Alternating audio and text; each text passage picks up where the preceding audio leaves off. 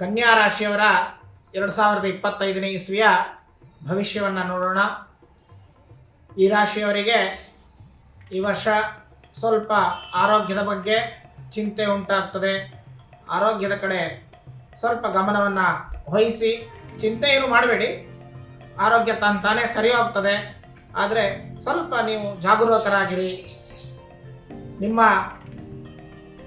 ನಿಮ್ಗೆ ಯಾವುದೇ ಕೆಲಸಗಳನ್ನು ಮಾಡುವಂಥ ಸಂದರ್ಭದಲ್ಲಿ ನೀವು ಮಾಡಿದಂಥ ಕೆಲಸಗಳು ಸಂಪೂರ್ಣವಾದ ತೃಪ್ತಿ ಎಂಬುದು ಇರೋದಿಲ್ಲ.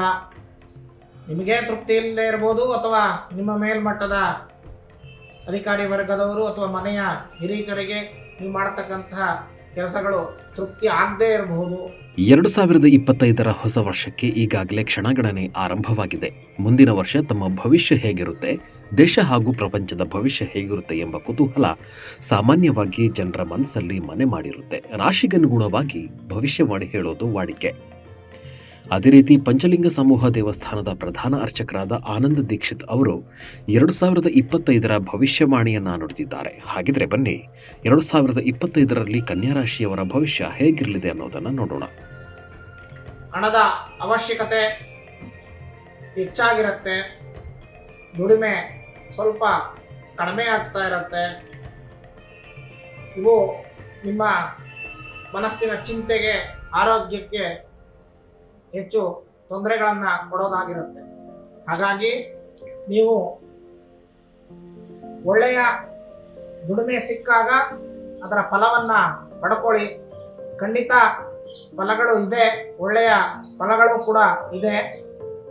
ಒಳ್ಳೆಯ ಫಲಗಳ ಜೊತೆಗೆ ಆರೋಗ್ಯದ ಸಮಸ್ಯೆ ಸ್ವಲ್ಪ ಎದುರಾಗ್ತದೆ. ಆಗ ಈ ಸಿಕ್ಕಂತಹ ಫಲಗಳನ್ನು ಹೆಚ್ಚು ಜಾಗರೂಕತೆಯಿಂದ ಮಾಡಿ ಹಣವನ್ನು ಕೂಡಿಟ್ಟುಕೊಳ್ಳುವಂಥ ಒಂದು ಕೆಲಸವನ್ನು ಮಾಡಿ ಹೆಚ್ಚು ವ್ಯರ್ಥವಾಗಿ ವೆಚ್ಚವನ್ನು ಮಾಡಬೇಡಿ ಈ ವರ್ಷ ಅಂಥೇಳಿ ನಿಮ್ಮ ಭವಿಷ್ಯವನ್ನು ತಿಳಿಸ್ತೀವಿ. ಕನ್ಯಾ ರಾಶಿಯವರಿಗೆ 2025ರಲ್ಲಿ ಆರೋಗ್ಯ ಸಮಸ್ಯೆ ಎದುರಾಗಲಿದೆ. ಆದರೆ ಈ ಬಗ್ಗೆ ಚಿಂತೆ ಬೇಡ, ಸಮಸ್ಯೆ ತನ್ನಿಂದ ತಾನೇ ಸರಿಯಾಗುತ್ತೆ. ಆದರೂ ಮುಂಜಾಗ್ರತೆ ವಹಿಸಿದರೆ ಒಳ್ಳೆಯದು. ಈ ವರ್ಷ ಕನ್ಯಾ ರಾಶಿಯವರು ಯಾವುದೇ ಕೆಲಸ ಮಾಡಿದರೂ ಮಾಡುವ ಕೆಲಸದಲ್ಲಿ ತೃಪ್ತಿ ಸಿಗಲ್ಲ.